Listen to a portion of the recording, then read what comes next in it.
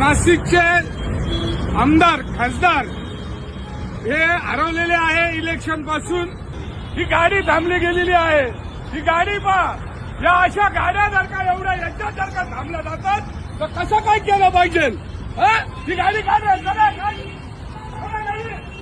चौकात चौकात गाड्या लावतात? या पोलिसांचं काम आहे का? आपल्याला दिसत नाही। संपूर्ण हा जो द्वारका परिसर आहे या ठिकाणी आम्ही राहिला सुद्धा आहे। एक दीड तास या ठिकाणी जातो। या ठिकाणी आता मधल्या काळामध्ये महानगरपालिका MMRD यांनी सांगितलं की आम्ही तात्काळपणे हा जो चौक आहे हा मुंबईच्या धर्तीवर काढून टाकण्यात येईल, परंतु दीड तास आम्ही इथं थांबतो। हे आपण पाहत आहे का या गाड्या हा वाघ हे किती वेळात काढलं पाहिजे? आणि यांनी खासदार कुठं आहे? खासदार हरवले का काय?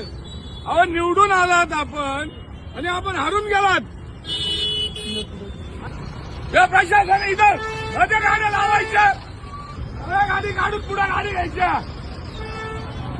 अशा पद्धतीमध्ये कामं चालतात। MMRDने एका तासात काम केलं पाहिजे। हे किती वेळाचं काम आहे? एक दिवसात तुम्हाला काढून दाखवतो।